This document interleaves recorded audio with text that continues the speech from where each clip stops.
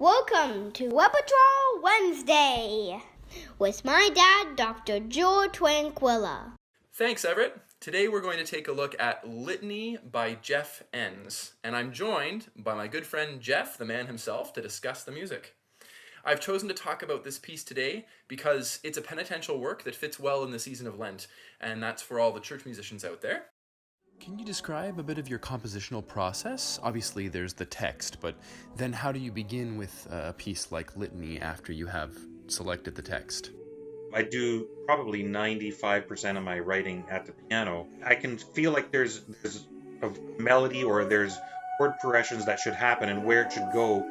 If I don't use my hands, kind of find it. It's like, nope, that's not it. Nope, that's not it. That's the one. So usually by the time I've finished writing it, that was where it was supposed to go.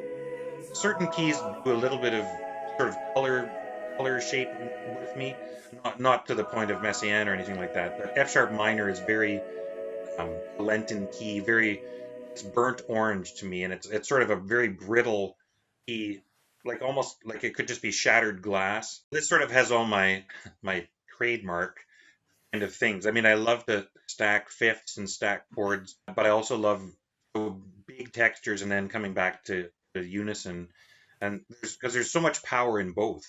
It can be such a magical, quiet unison bit, and then it sort of blooms again.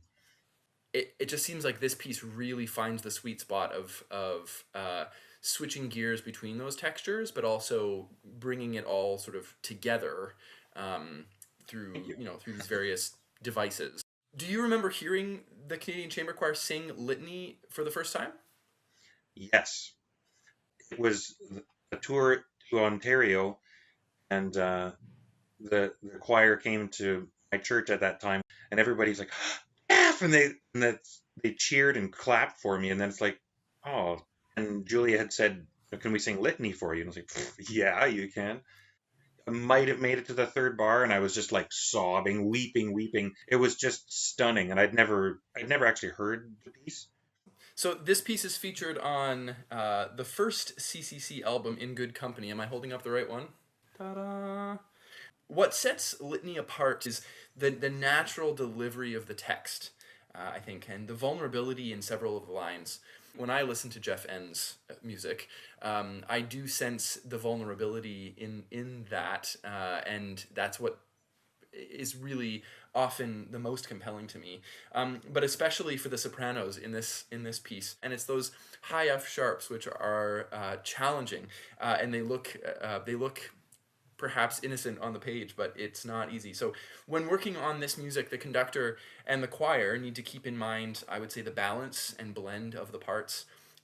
As the singers move from 8-part chords in measure 10 through 13 to singing in octaves at measure 14. So tricky, but so satisfying when it's done well. And the same thing happens again in measure 23 and 24.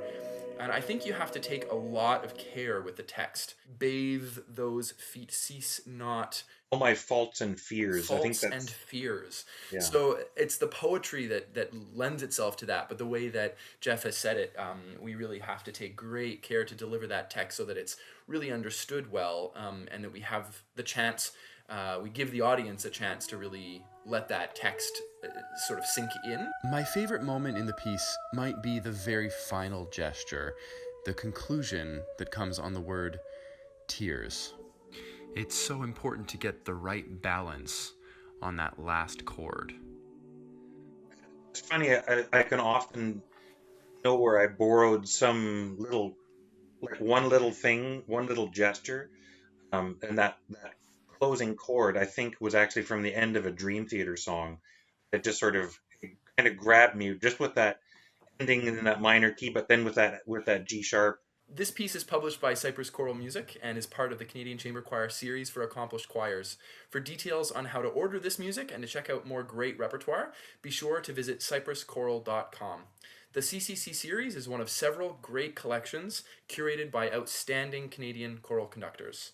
A huge thanks to the Canadian Chamber Choir Composer-in-Residence, Jeff Enns, for joining me. See you next Wednesday for more great Canadian repertoire.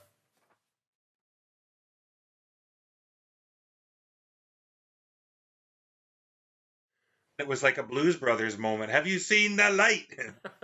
And I'm like, what light?